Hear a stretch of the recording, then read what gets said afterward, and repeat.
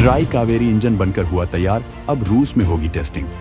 बिना after burner के 48 kilonewton तक थ्रस्ट करेगा generate. Unmanned combat aerial vehicle में किया जाएगा इसका इस्तेमाल। दोस्तों, भारत लंबे वक्त से विमानों के इंजन के लिए काम कर रहा है। वर्षों पहले भारत ने लड़ाकू विमान के लिए इंजन बनाने की कोशिश शुरू की थी।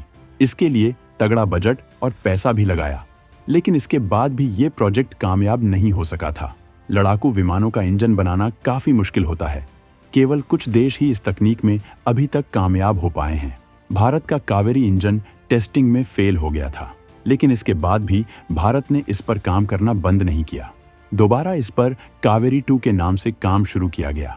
इस बार इसे कम जटिल बनाया गया, इसकी क्षमता को कुछ कम किया गया, जिससे इसका इस्तेमाल मानव रहित लड़ाकू विमानों में किया जा सके। और ये इंजन अब बनकर तैयार हो गया है, जो बिना आफ्टर बर्नर के 48 किलो न्यूटन की एनर्जी पैदा करता है। इसका इस्तेमाल अनमैन्ड कॉम्बैट एरियल व्हीकल में किया जाएगा। तो आइए जानते हैं कि भारत का ये इंजन कितना ताकतवर होगा और इससे भारतीय विमानों के विकास में कितनी मदद मिल सकेगी। स्वदेशी इंजन की दिशा में भारत को मिली ऐतिहासिक सफलता। रूस के IL-76 प्लेटफॉर्म के जरिए इस इंजन का होगा परीक्षण। इस वीडियो में सबसे पहले हम आपको ये बताएंगे कि इस इंजन का किस तरह का टेस्ट रूस में किया जाएगा और टेस्टिंग के बाद ये इंजन भारत के लिए कितना उपयोगी साबित हो सकेगा। भारत और रूस बहुत बड़े रक्षा पार्टनर हैं। भारत रूस से तमाम रक्षा तकनीकियों में मदद लेता है। रूस के सहयोग से HAL सुखोई विमानों के इंजन का घरेलू स्तर पर प्रोडक्शन कर रहा है। और अब जब भारत का ड्राई कावेरी इंजन बनकर तैयार हो गया है, तो इसका परीक्षण भी रूस में ही किया जाएगा, क्योंकि भारत में इस इंजन का प्रारंभिक टेस्ट हो चुका है। इसमें ये इंजन कामयाब रहा है। रूस के पास लड़ाकू विमानों के इंजनों के परीक्षण के लिए दमदार फैसिलिटी है। IL-76 विमान का इस्तेमाल इस तरह की टेस्टिंग के लिए किया जाता है। ये मल्टीपल इंजनों का इस्तेमाल करता है। इनमें से एक इंजन की जगह उस इंजन को लगाया जाता है जिसका टेस्ट करना होता है, और इस तरह नए इंजन की क्षमताओं का पता लगाया जाता है। अगर रूस के इस प्लेटफॉर्म में भारत के ड्राई कावेरी इंजन को कामयाबी मिल जाती है, तो फिर इसका इस्तेमाल भारत के मानव रहित लड़ाकू विमानों में आसानी से किया जा सकेगा। ये भारत के लड़ाकू विमानों के इंजन के क्षेत्र में बहुत बड़ी सफलता साबित होगा। बाद में इसकी क्षमताओं में विकास करके इसका इस्तेमाल लड़ाकू विमानों में भी किया जा सकेगा। एक बार लड़ाकू विमानों का ताकतवर इंजन अगर भारत के हाथ में लग जाता है, तो ये बहुत बड़ी सफलता होगी, क्योंकि भारत अभी तक विमानों की तकनीक में इस क्षमता को हासिल नहीं कर पाया है। इसकी वजह से ही भारत विमान निर्माण के मामले में लगातार पीछे जा रहा है।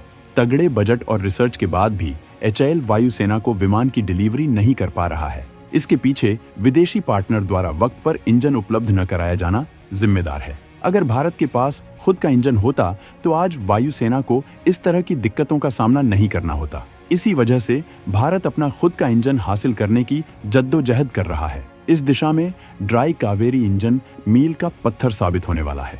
इसे आसानी से लड़ाकू विमानों के इंजन में बदला जा सकेगा। हल्के लड़ाकू विमानों में भी इस इंजन का इस्तेमाल आफ्टर बर्नर के साथ किया जा सकेगा।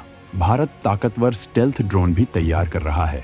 इन ड्रोन्स को उड़ाने के लिए ये इंजन पर्याप्त एनर्जी पैदा कर सकता है। भारत रूस की मदद से हाइपरसोनिक मिसाइल तैयार करना चाहता था, लेकिन रूस से तकनीक मिलने में लगातार देरी हो रही थी।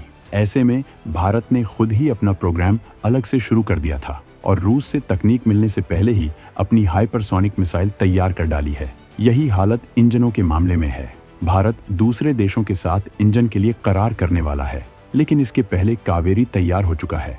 अगर ये इंजन रूस के टेस्ट में हासिल करता है दमदार कामयाबी, तो एमका और तेजस 2 के लिए भी इसका विकास हो सकता है शुरू।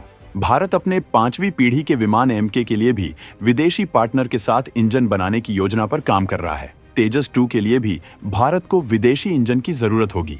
इस बार भारत का प्लान ये है कि विदेशी पार्टनर के साथ भारत में ही इंजन बनाया जाएगा, उससे तकनीक हासिल की जाएगी। जेट इंजन के मामले में भारत में ताकतवर इकोसिस्टम का विकास किया जाएगा। इसका फायदा भारत की विमान निर्माण की क्षमताओं में होगा।